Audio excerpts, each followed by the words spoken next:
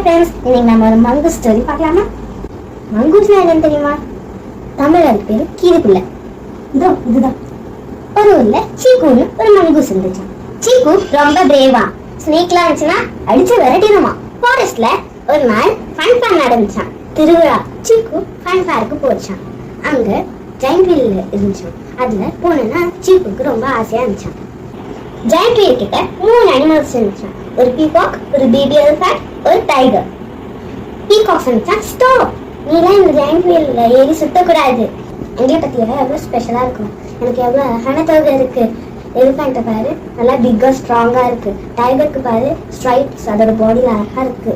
ஒன்னு மாதிரி சாதாரண அனிமலுக்குலாம் குட்டி ஜெயண்ட் வீல் தான் போன்னு சொல்லிடுச்சான்.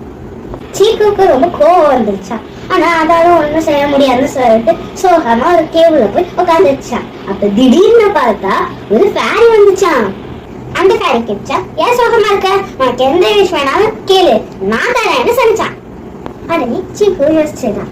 உடனே சொன்னான், எனக்கு எலிஃபண்ட் மாதிரி பெரிய பாடி வேணும், மயில் மாதிரி அழகான தோகை வேணும், என் உடம்புல டைகர் மாதிரி அழகான ஸ்ட்ரைப்ஸ் வேணும்னு சொன்னிச்சான்.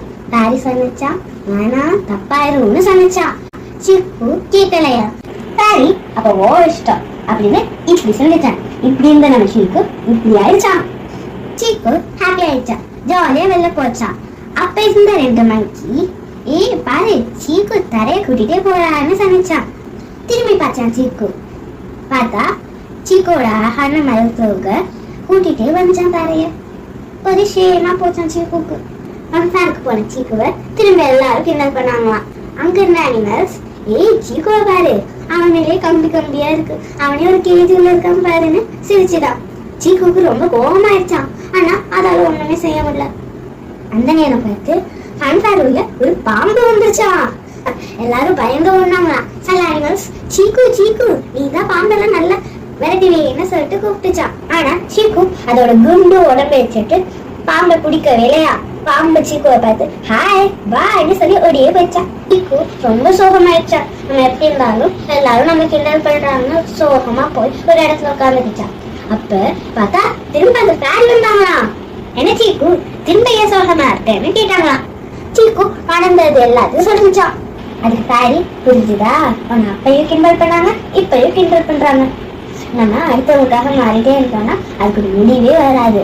அதனால நீயாவே இருன்னு சொன்னிச்சான். சீக்குக்கு அப்பதான் அது பண்ண தப்பு புரிஞ்சுதான். ஃபேரி கிட்ட கேட்டுச்சா, என்ன திரும்ப அதே மாதிரி மாத்திருந்தான்னு சொன்னிச்சான்.